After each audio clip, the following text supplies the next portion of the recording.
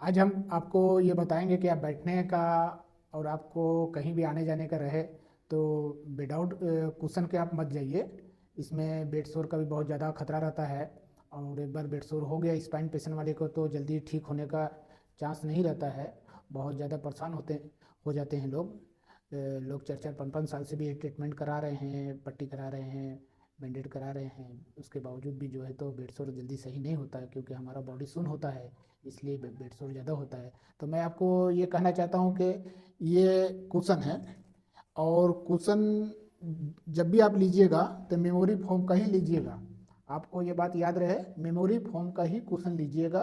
बैठने के लिए भी अगर आपको मान लीजिए सर में तकिया लगाते हैं तो एक छोटा सा जो है तो मेमोरी फोम का तकिया ले लीजिए। पतला से पतला हो तो ज़्यादा बेहतर है।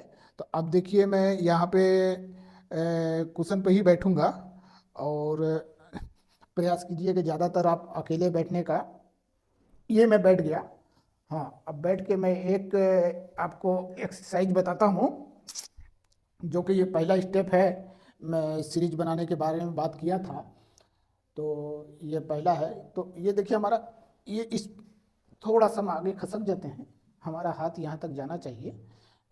मैं थोड़ा पीछे ज़्यादा आ गया हूँ। तो हाँ, ये अब तो आपको पहले हमारे स्पाइन में प्रॉब्लम होता है, तो हमारे स्पाइन का एक एक्सरसाइज होना चाहिए। क्या होना चाहिए?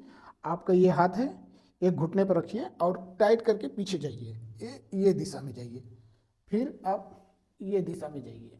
ऐसे, ऐसे, ऐसे। आप इस प्रकार से आप जितना आप कर सकते हैं, अमूमन आप 25 से 50 बार करने का कोशिश करिए कि आप ऐसे करिए।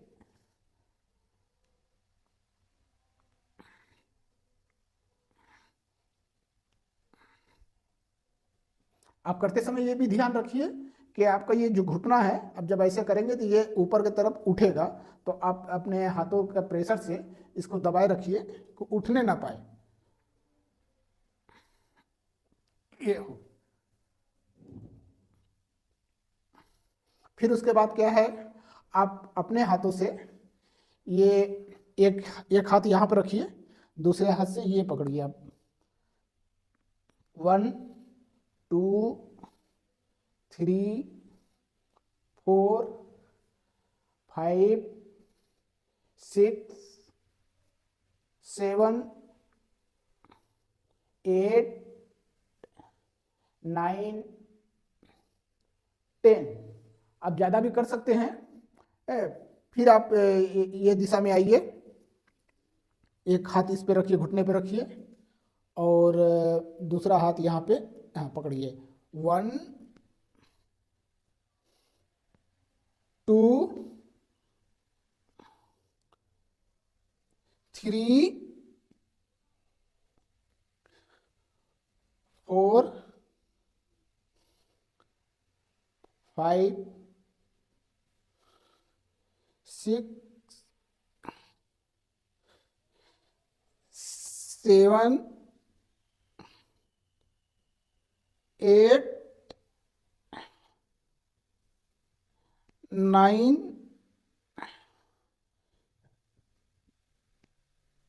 10। तो ये आपका ये पहला स्टेप हो गया। आपको ये कंटिन्यू करना है और रोज करना है। आप चाहें तो ये सबसे बेहतर है, आप 2 बार भी कर सकते हैं। अगर आपके पास टाइम ज़्यादा मिल रहा है तो आप 2 टाइम भी कर सकते हैं, नहीं तो एक टाइम तो आप ज़रूर करिएगा। फिर मैं आपको नेक्स्ट बताऊंगा कि आपको और क्या करना है। और मेमोरी फॉर्म के बारे में, क्वेश्चन के बारे में मत भूलिएगा।